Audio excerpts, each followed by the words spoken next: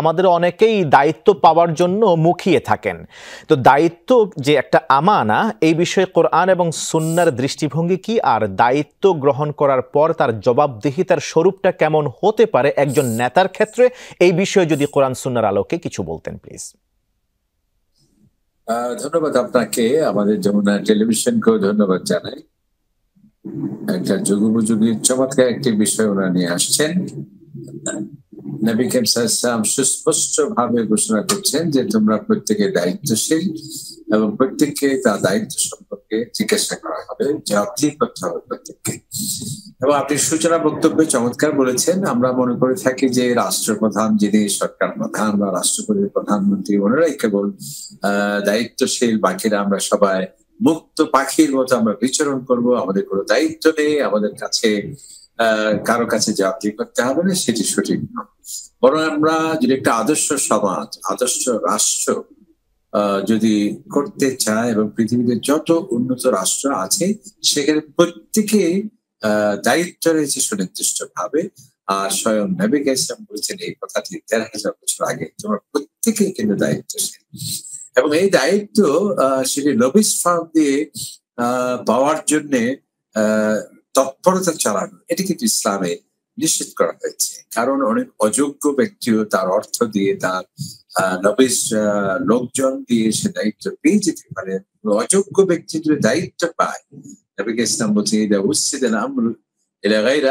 যখন কোনো অযোগ্য ব্যক্তি দায়িত্ব পেল, তাহলে তুমি নিশ্চিত জেনে রাখো যে কিয়ামত কিন্তু খুবই ঘনিয়ে আসছে।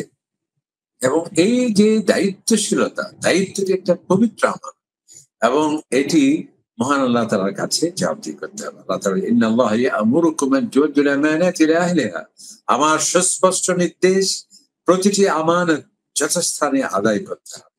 এমনকি আমার যে কত বড় একটি বোঝা দায়িত্ব, সেটা আমরা কোরআন শরীফে আরেকটি জায়গায় দেখছি। আল্লাহ তাআলা ইন্না আরাদনাল আমানা আলাস সামাওয়াতি ওয়াল আরদি ওয়াল জিবাল, আমি আমানত অর্থাৎ এই দায়িত্ব সেটি দিতে চেয়েছি আকাশকে, পর্বতমালাকে, পৃথিবীকে। কেউ তারা সাহস করেনি এই দায়িত্ব বা জবাবদিহিতা সেটি নেওয়ার জন্য। মানুষ যদি সৃষ্টির সেরা, সে কিন্তু সেটি দায়িত্ব নেওয়ার জন্য এগিয়ে আসছে। আল্লাহ আসলে মানুষ সে তো জানে না যে দায়িত্ব কত বড় একটা বোঝা এবং এটা সে অপরিণামদর্শী কত বড় ভয়াবহ হতে পারে সেটি যদি সে যথাযথভাবে আদায় করতে না। এবং এই দায়িত্ব এত পবিত্র আমানত, এটি যদি খেয়ানত হয়, লঙ্ঘন হয়, বিশ্বাসঘাতকতা হয়, নবী ইসলাম বলছেন যখন আমানতের পবিত্রতা নষ্ট হবে, নিশ্চয়ই কিয়ামত কিন্তু খুবই দ্রুত গতিতে আসছে। এবং আমরা এই দায়িত্বের ক্ষেত্রে সেটি আল্লাহ সুবহানাহু ওয়া তাআলা আমাদেরকে জিজ্ঞেস করবেন। ব্যক্তিগত দায়িত্ব, সামাজিক দায়িত্ব, সামাজিক দায়িত্ব, রাষ্ট্রীয় দায়িত্ব। আমরা যারা দায়িত্বশীল আছি, এই দায়িত্ব যে যথাযথভাবে পালন করতে না পারে, আমরা কোরআনে দেখছি বিশাল মামলা দায়ের করা হবে মহান আল্লাহ তাআলার কাছে।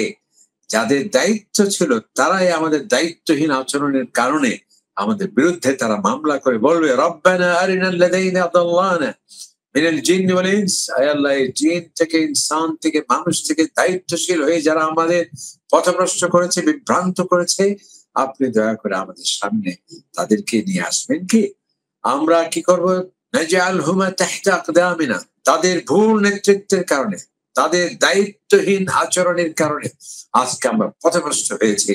তাদেরকে আমরা গার্ড অব অনার দিয়েছি, সম্মান করেছি দুনিয়াতে, আজকে আমরা তাদেরকে পদদলিত করব, পা দিয়ে তাদেরকে পদদলিত করে অসম্মানিত এবং লাঞ্ছিত করবো। তারা এই পৃথিবীতে আমাদের গার্ড অব অনার পেয়েছিল, সম্মান পেয়েছিল, উঁচু স্থানে তারা উপবিষ্ট ছিল, আজকে তারা নিকৃষ্ট স্থানে পদদলিত এবং অসম্মানিত আমরা তাদের করতে চাই।